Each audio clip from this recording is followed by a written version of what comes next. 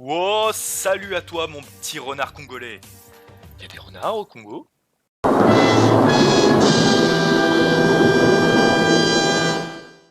Est-ce que tu t'es déjà demandé pourquoi il y avait si peu de personnages noirs dans les mangas ou les animés?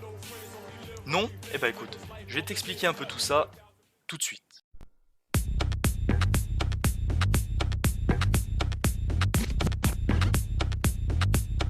Yo say ho!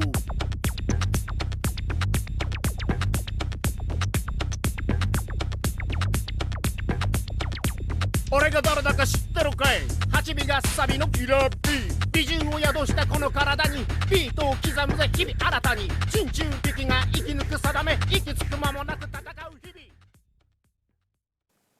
Et le premier point qui peut expliquer qu'il y a peu de personnages noirs dans les mangas ou les animés, c'est un peu par rapport à la culture du Japon, ce genre de choses.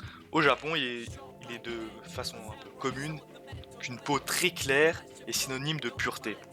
Et étant donné qu'il y a très peu de personnes noires au Japon, ils ont un petit côté raciste fait qu'ils n'ont pratiquement pas de personnes noires chez eux, qui fait que dessiner des personnages noirs ne leur viendrait pas forcément en tête.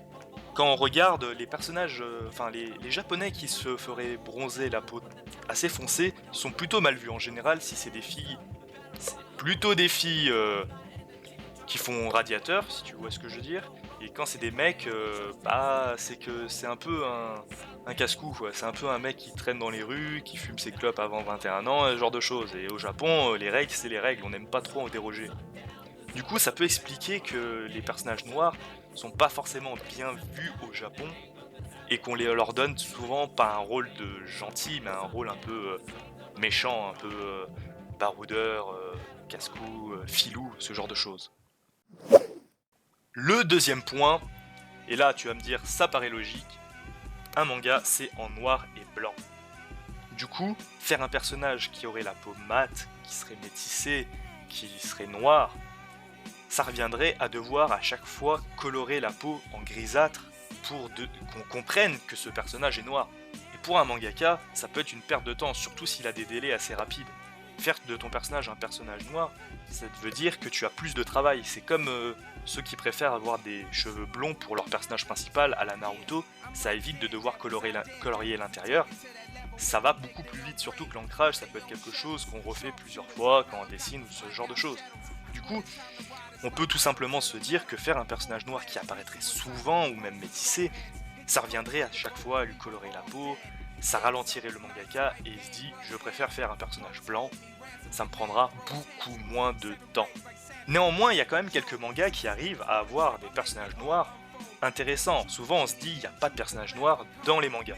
En fait c'est faux, il y a quelques mangas qui ont des personnages noirs.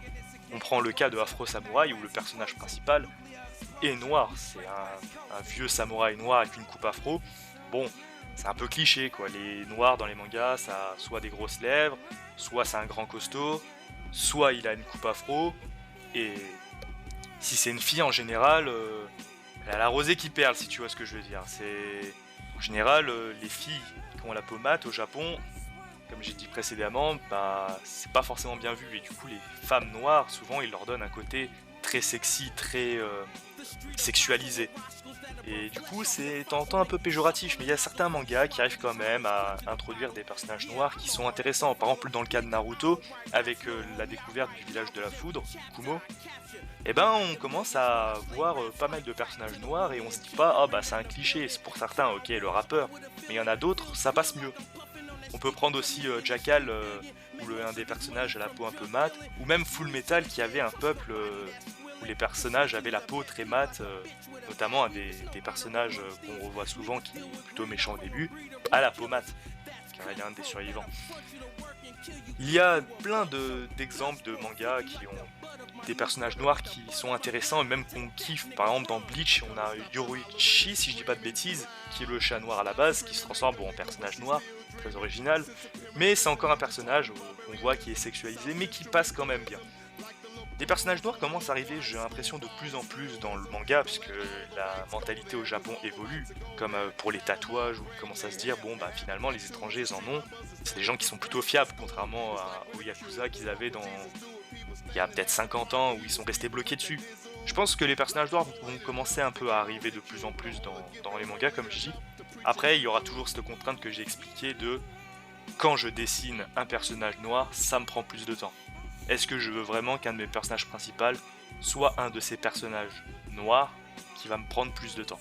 Et ça, c'est la vraie question, je pense, qui fera si on a de plus en plus de personnages noirs ou non. Oh, et voilà, c'est tout pour cette petite vidéo. N'hésite pas à me dire dans les commentaires si jamais toi aussi tu trouves que on a de plus en plus de personnages de couleur dans les mangas ou dans les animés. N'hésite pas à me dire si tu trouves que c'est encore trop caricatural ou si on commence vraiment un peu à se développer de mieux en mieux. C'est tout pour cette petite vidéo. N'hésite pas à liker, t'abonner, commenter, tout ça. Tu connais la chanson, mon petit renard. Allez, ciao!